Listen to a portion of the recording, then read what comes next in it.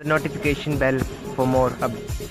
77वें वार्षिक निरंकारी संत समागम का भव्य आयोजन संत निरंकारी आध्यात्मिक स्थल समालखा हरियाणा में बड़े ही हर्षोल्लास से पूर्वक किया जा रहा है, जिसमें लाखों की संख्या में श्रद्धालुगण सम्मिलित होकर सुखद आनंद की दिव्य अनुभूति प्राप्त कर रहे हैं।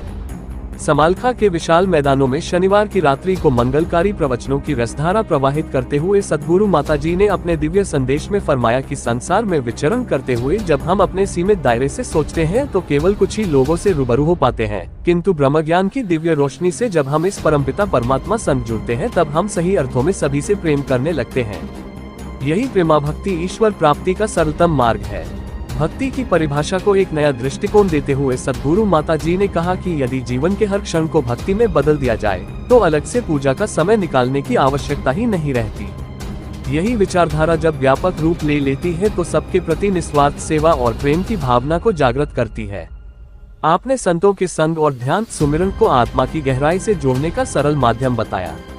सद्गुरु माताजी ने उदाहरण स्वरूप समुद्र की गहराई और शांति को सहनशीलता और विनम्रता का सुंदर प्रतीक बताया। जिस प्रकार समुद्र अपने अंदर सब कुछ समेटे हुए होता है फिर भी शांत अवस्था में रहता है, ठीक उसी प्रकार मनुष्य को भी अपने भीतर सहिष्णुता और विशालता विकसित करनी चाहिए। सेवादल रैली। संत समागम का द्वितीय दिन सेवादल रैली को समर्पित है, जिसका आयोजन भव्य रूप में हुआ।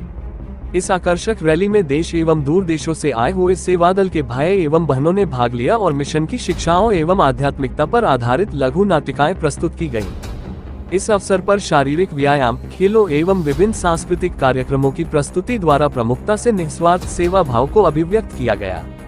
सद्गुरु माताजी ने सेवादल रैली में उपस्थित श्रद्धालुओं को सेवा, समर्पण और विनम्रता का दिव्य संदेश देते हुए कहा कि सेवा का भाव न केवल पवित्र है अपितु ये जीवन के हर क्षेत्र में संतुलन और अनुशासन का सुंदर प्रतीक है।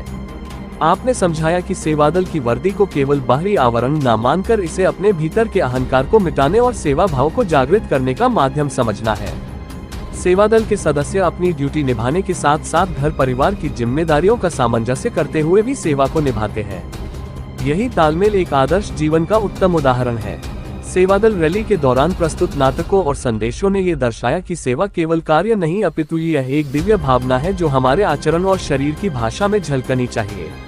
अंत में सद्गुरु माताजी ने आशीर्वाद देते हुए कहा कि प्रत्येक सदस्य में सेवा, सुमिरन और सत्संग का जज्बा निरंतर बढ़ता रहे और हम सब अपने जीवन को निरंकार के प्रति समर्पित करते हुए समाज में अनुकरणीय योगदान दें। समालखा से खबरें दमदार के लिए अनीश कौशिक की रिपोर्ट।